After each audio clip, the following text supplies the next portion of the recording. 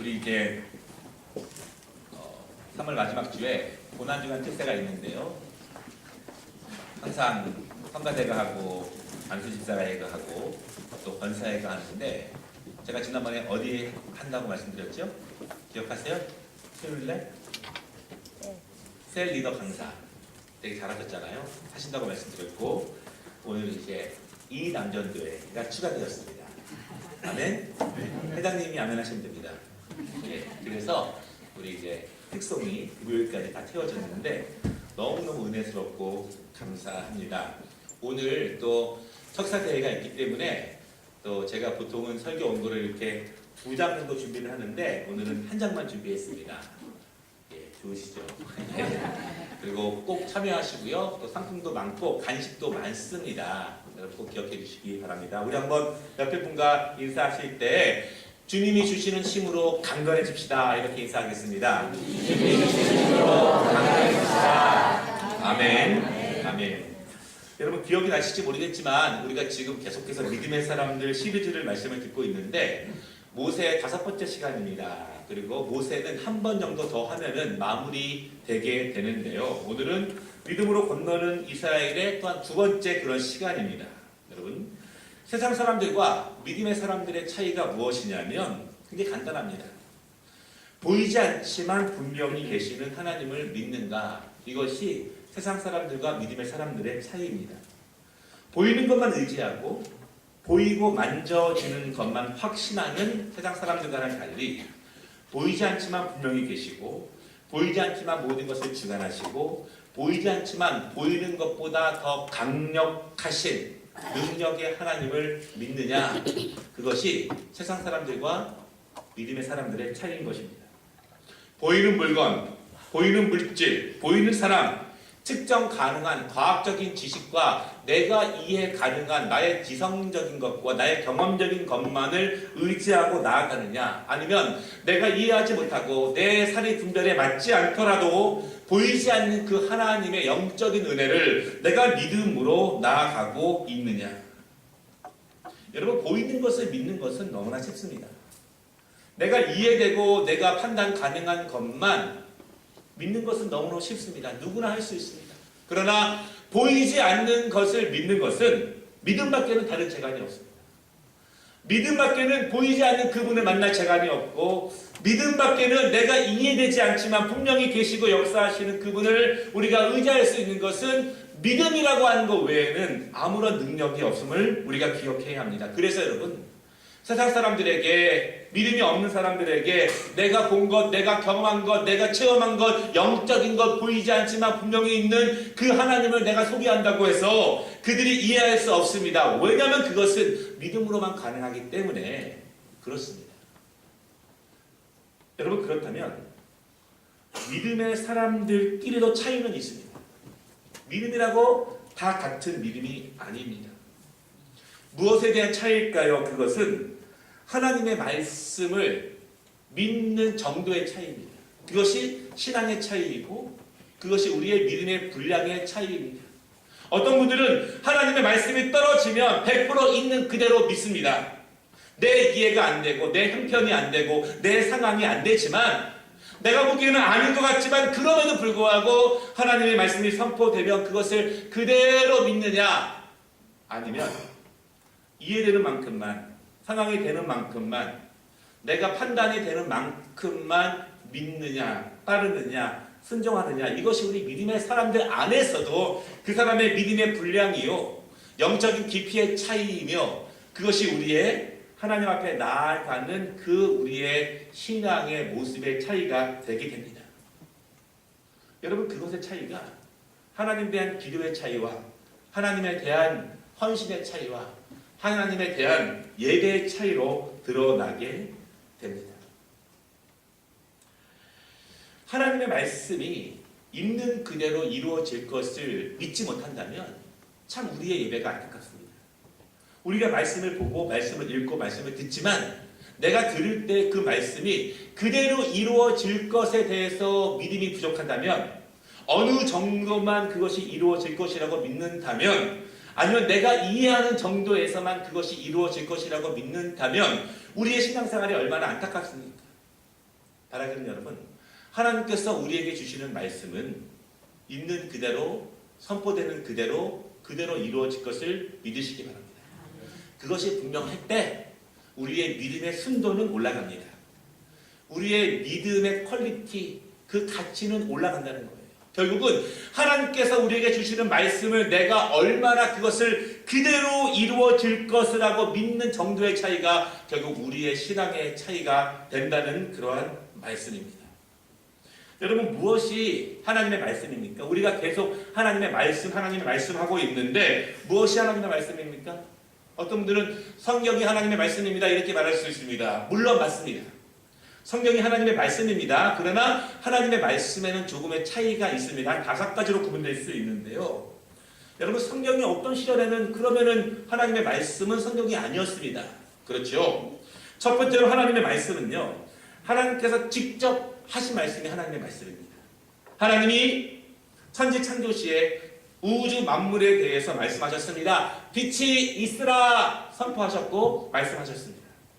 하나님께서 온 우주 만물에 대해서 직접 말씀하신 것이 하나님의 말씀입니다. 그리고 하나님께서 믿음의 사람들을 만나주셨습니다. 아브라함에게 찾아가셨습니다. 모세를 부르셨고 사무엘을 부르셨습니다. 하나님이 직접 말씀하신 것이 하나님의 말씀입니다. 우리가 개인적으로 기도하다가 성령님이 마음에 감동 주십니다. 성경에 기록되어 있지 않지만 하나님이 내 마음에 감동 주시는 거 있습니다. 그거 하나님의 말씀입니다. 두 번째로는요, 하나님께서 선지자들을 통해서 대언하게 하신 것이 하나님의 말씀입니다.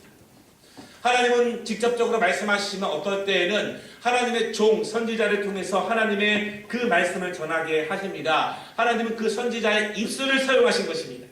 선지자들은 자기 얘기할 수 없습니다. 하나님이 주신 그 이야기만 담대히 전합니다.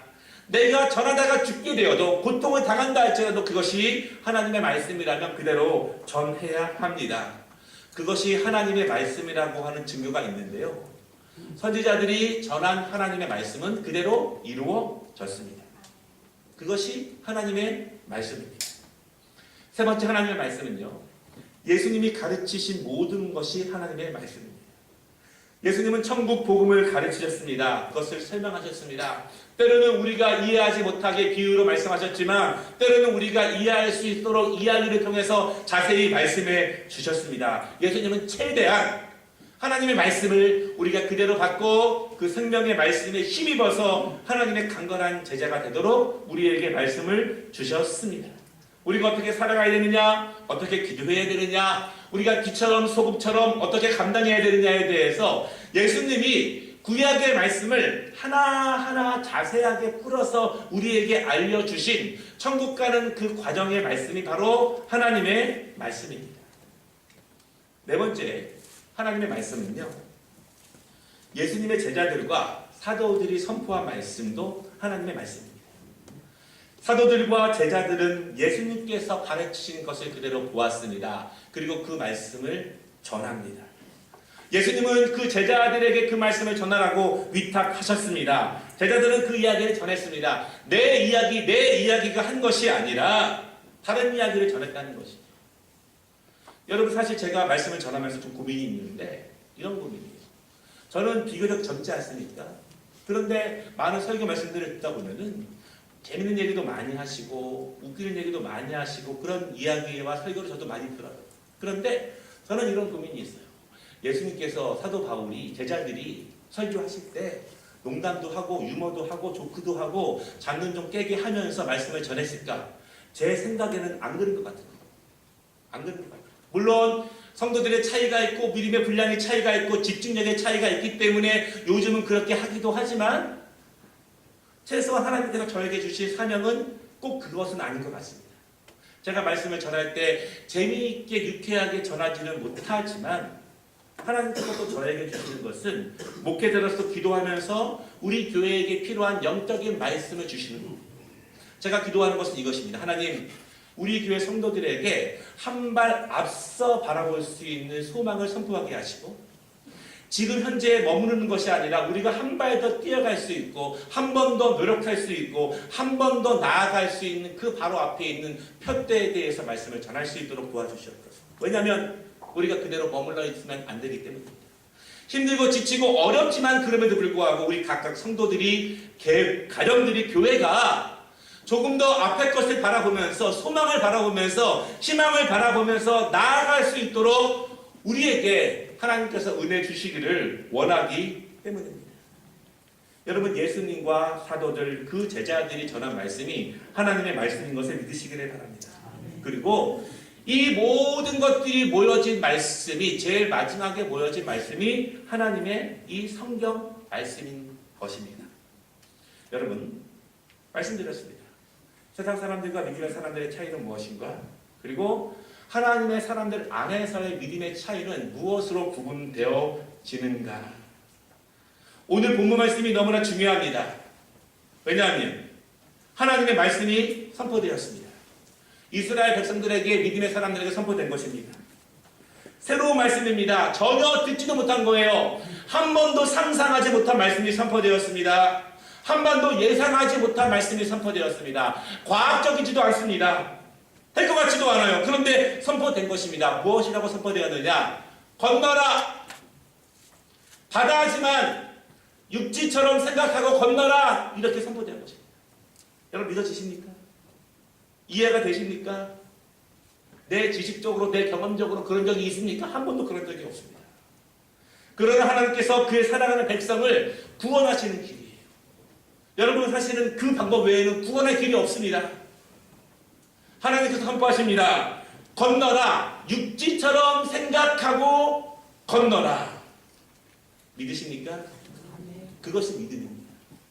한 번도 해본 적 없고 내 생각으로 맞지도 않고 내 경험으로 맞지도 않고 인류 역사상 한 번도 벌어진 일이 아닙니다. 그럼에도 불구하고 하나님이 선포하시면 그 말씀이 그대로 이루어질지를 여러분 믿으시기를 바랍니다.